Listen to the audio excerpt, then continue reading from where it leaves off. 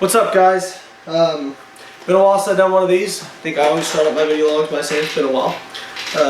Should maybe use the Stain song as an intro. And I want to talk about something today that I've kind of wanted to talk about for a while, but really never had the right, I guess, muse or inspiration for it. And somebody asked me a question the other day, and it kind of took me back 10 years. And somebody's asking me, they're just getting into the fitness industry, and they're like trying to help people. They're trying to write articles and stuff, and they're like, man, I'm receiving so much negativity from people. And I just remember thinking, yeah, that happens. And so I want to do a video log about dealing with negative people and quote unquote haters. Now that term gets tossed around a lot, and obviously overused. I've overused it in the past, but there's definitely haters out there. Okay, there are people who get much more enjoyment out of seeing you fail than seeing you succeed. They would rather see you quit. They would rather see you not even attempt your goals. But it really says the too long didn't read of this video log will be that as somebody who's that kind of personality, it says more about them than it does about you. There's somebody who they're so insecure, they don't believe they can do something, and so they project that insecurity onto you. But we're going to go into a little more discussion about my background with it, how I've handled it over the years, and kind of my advice for you guys, those of you who are experiencing some of this. I'm going to come right out and say that I haven't handled it the best in the past in certain situations, especially when I was younger. I used to get into, on the message boards, knock down, drag out fights on the message boards, just go back and forth. And I told because I was just getting into bodybuilding, I was writing these articles. I honestly, I just wanted to help people. Like I wanted everybody to kind of grab that inspiration that I had and latch on and be part of the movement, you know what I mean? Be part of this movement. And I was talking with my mother, and I said, Mom, I just don't get, wow, some people, they just hate me for, no reason. I just don't understand it. What did I do to these people? And she said, honey, some people are going to hate you just for existing, just for breathing, okay? Don't waste your time trying to change their minds. And I can really look back and see what she means. There's a quote from Les Brown that I really like. And he's talking about success. He said, it's very important to know something. Everybody won't see it. That everybody won't join you. That everybody won't have the vision. It's necessary to know that. Man, that quote really hit home for me. Because when I got into this, like I said, I was writing these articles, I was doing videos, I'm trying to do all this stuff to be really helpful for people, and the amount of negativity I was getting was just blowing my mind. I didn't understand it, and not everybody's going to join you. Some people are going to hate you just for breathing, especially because when you put your goals out there, most people are too cowardly to even admit their own goals, because if they admitted them, then in public they're held accountable in some way, okay? And so when you do that, when you put this big goal out there, it intimidates them. They don't want you to make it. Not everybody. There's a lot of people who have been supportive, but not everybody's going to want you to make it. There are people that are going to want to see you fail. And so I guess I really have to go back to the beginning with this and kind of my dealings with it, and why I started out in the industry probably not dealing with it very well. When I was a kid, I got bullied a lot, and not just your typical razzing you get when you're a kid. I mean, I was the low person on the totem pole all the way in elementary school, middle school, high school. I'll give you an example. When I was, I think, in 8th grade, there was a reporter who followed my family around for a few days, because my mother was the head of a support group for it was called CHAD, Children and Adults with Attention Deficit Disorder, which pretty much my entire family has. And the reporter was doing a story on our family on how we kind of our coping skills with attention deficit disorder. And just to be frank, we never used it as a crutch. In fact, on my SATs, I could have taken extra time if I wanted to, because I had ADD. I was diagnosed with that, and I didn't take extra time. I took the test with everybody else. I never felt like I've been in a disability or anything like that. I think ADD is. I think that I don't want to go into a whole diatribe on that because some people think it doesn't exist, but I think that there's evidence that there's people who definitely have more trouble paying attention than others, but I think it's something that's manageable with the right support, with the right strategy. So anyway, this reporter was following our family around for a few days, and she came with me to school one day. And man, the kids were so brutal to me that day.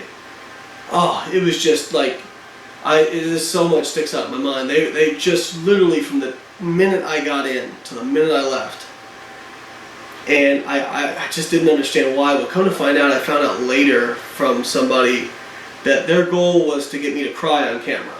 That they wanted to get me crying on camera because it'd be funny. And I just remember thinking, who is that kind of person that does that? Like, what kind of scumbag does that? I just couldn't imagine that, But that was their mentality. And I remember thinking, you may not think I'm worth very much. I'm going to show you. And I will remember this. And I did.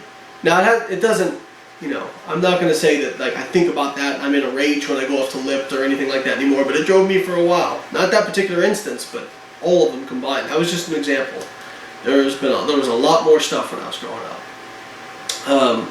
So anyways, when I first got in the fitness industry and people, were negative towards me and hateful, I think I had the kind of impression, I had the mentality is, well, I was bullied as a child. I'll be damned if I'm going to be bullied as an adult.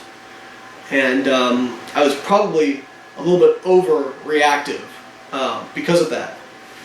And, I'm not...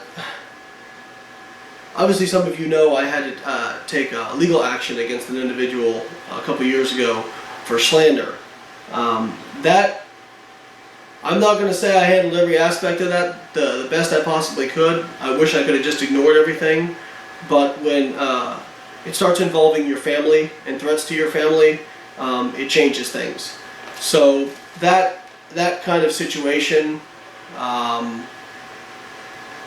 basically, it came down to a last resort for me.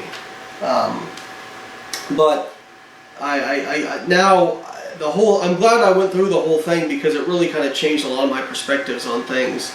I'm not going to sit here and say nothing ever bothers me anymore. That'd be a lie. But I get people now that are like, "Hey, Lane, did you see what this person said about you? Did you see what that person said about you?" And I've even got some people now saying, "Oh, there's this guy who says he's gonna call you out." There's a lot of people out there who have never done anything with their lives, who the only reason they have a voice is because they talk trash about people. The only people who follow them are people who are negative themselves, who like to follow train wrecks. It's the same people who their favorite TV shows are the Kardashians. All they read is the National Enquirer and Us Weekly. They're so limited mentally that kind of garbage drivel is the only thing that they can understand. And I've gotten to the point where I really care very little about their opinion. Wake me up when Dr. Lehman or Dr. Phillips or Dr. Lineker or Dr. Zordos or somebody like that has an issue with me. Wake me up when they make a call-out video. Okay? Wake me up then.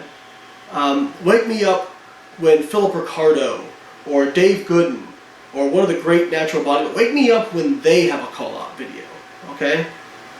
Wake me up when L.S. McLean calls me out, or Bryce Lewis, or Mike Toucher. These are people I actually give a damn about. Okay? Somebody who has a YouTube channel or a blog who's never actually done anything with their life,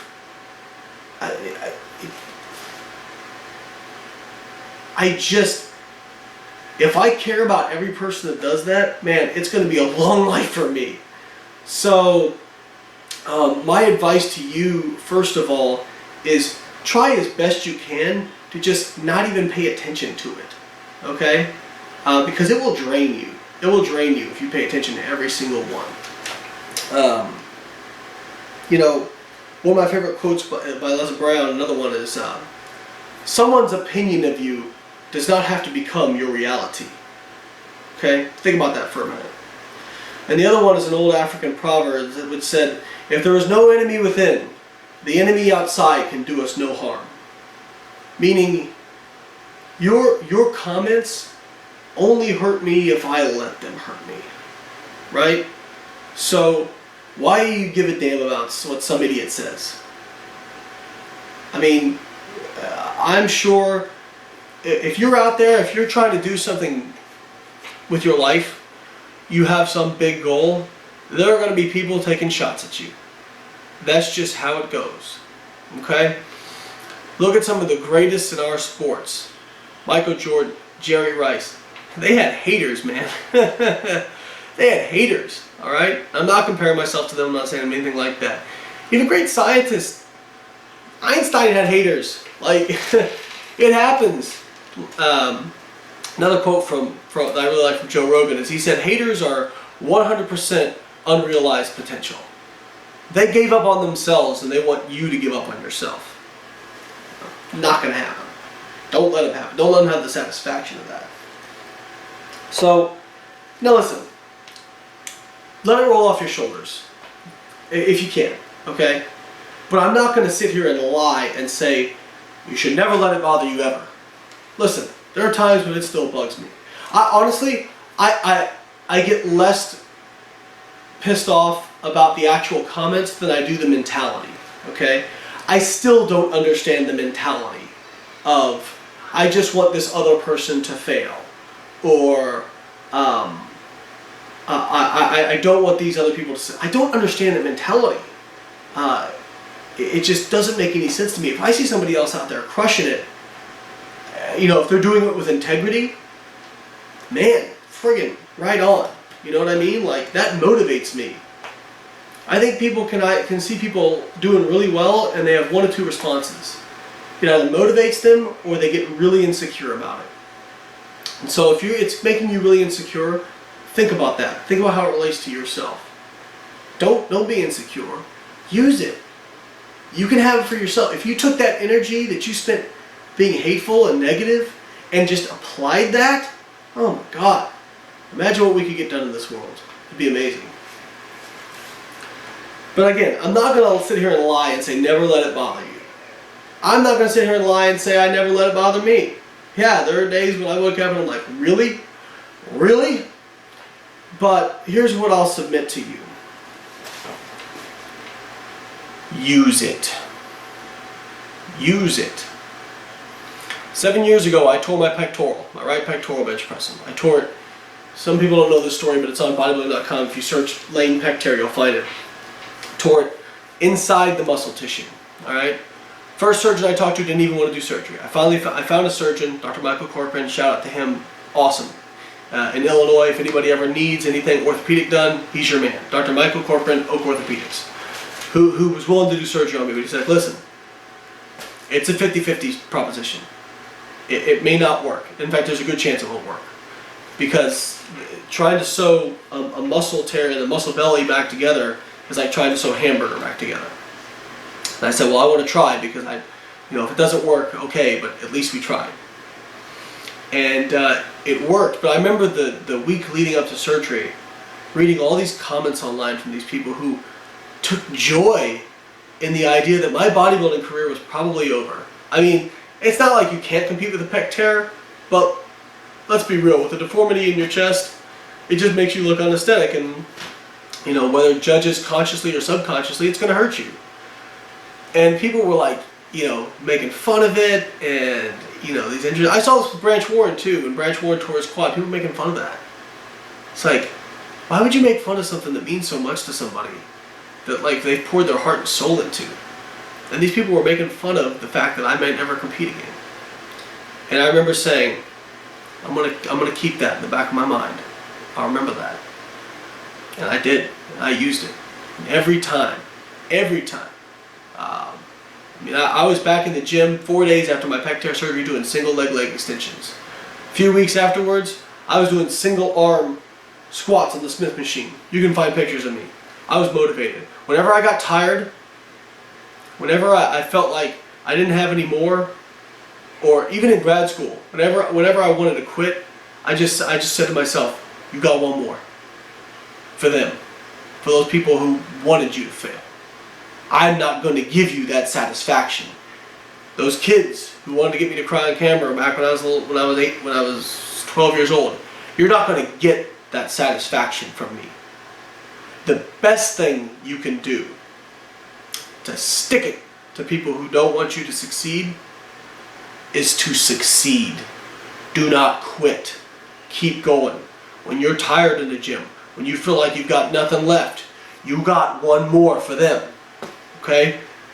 When you feel like not going down and studying and getting your work done and preparing for class, preparing for that test, you got one more. Alright? When you feel like not going that extra mile at your job, and you feel like it doesn't matter, you got one more. Alright?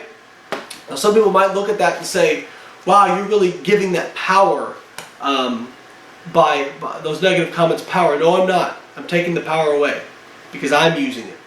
Okay? So if somebody says something positive about me, that's motivating for me. I'm going to use that. If somebody says something negative and hateful about me, I'm going to use that too. No matter what you say, I'm going to use it. All right? It's going to become motivation. In fact, there's some psychology of this. I can't remember the researcher's name, but there's a researcher who gave a talk on the psychology of motivation. And I always thought that she said, what do you think is more motivating? If you're, like, for example, trying to lose weight, to put a picture of what you want to look like and to go towards that, or put a picture of what you don't want to look like and go away from that. And I always thought, oh, I'd be going towards, the kind of the positive thing. She said, no, it's actually going away from what you don't want. So it's actually some science to it, okay? Don't give them that satisfaction, all right? Now don't give their comments power by letting it harm you, okay? By making you question yourself. You got to know within you, you can do this. Even if nobody else believes it, you believe it, all right? Be logical when it comes to data. Be unreasonable when it comes to your goals, all right? Don't give them the satisfaction. You got one more. One more. Alright? Go out, crush it. Stand up, whatever you're doing in life, hit that goal with the biggest smile on your face, and I promise you, that is a dagger into negativity. That is a dagger into hateful people. Alright? It's just going to eat them alive to see you crushing it. So keep crushing it. Alright? Keep going. Don't let them stop you. No critic ever changed the world. Alright? They're going to tell you you can't do it. When you first put a goal out there. They're going to tell you can't do it. They're going to tell you it's impossible. They'll tell you to quit. They'll encourage you to quit. At every step of the way, when it gets hard, they'll encourage you to quit. Alright? And then when you do it, they'll accuse you of cheating. Then when it's done, they'll accuse you of cheating. Listen to me. No one will remember their names. Make sure they remember yours. Later, guys.